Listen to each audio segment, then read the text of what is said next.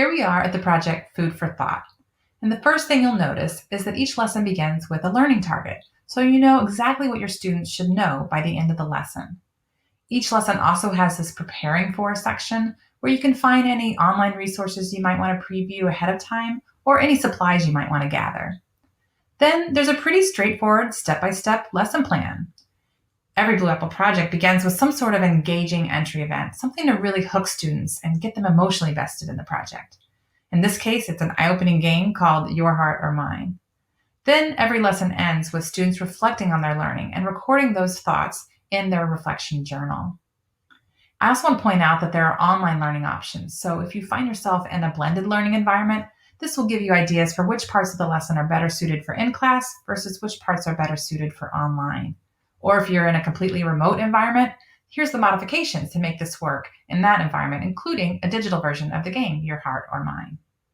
Moving on to lesson 2, I want to show you how the projects include tons of age-appropriate links for student-directed learning, in this case, about nutrition.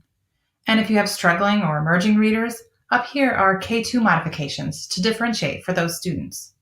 After students learn about nutrition, in lesson 5, they have a chance to create their own recipes. And you'll see this is a great natural place to teach nonfiction text features as students write their own recipes. And there are cross-curricular connections like this throughout the project. Students then don their chef hats and have a chance to try out their recipes. Then in lesson 7, they get to iterate on what they've created with a Top Chef style competition. And we suggest inviting a nutritionist to serve as a judge.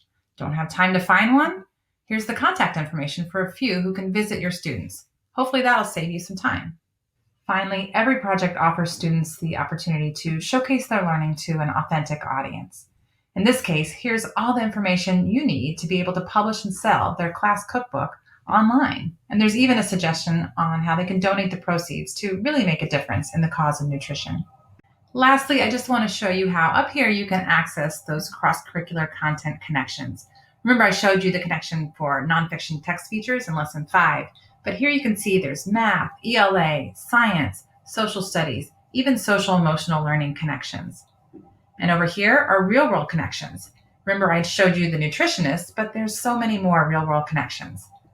And finally, there are collaboration opportunities to collaborate with other classrooms. We could connect you with a teacher in another part of the country who's doing the same projects, and maybe you can swap recipes and compare experiences.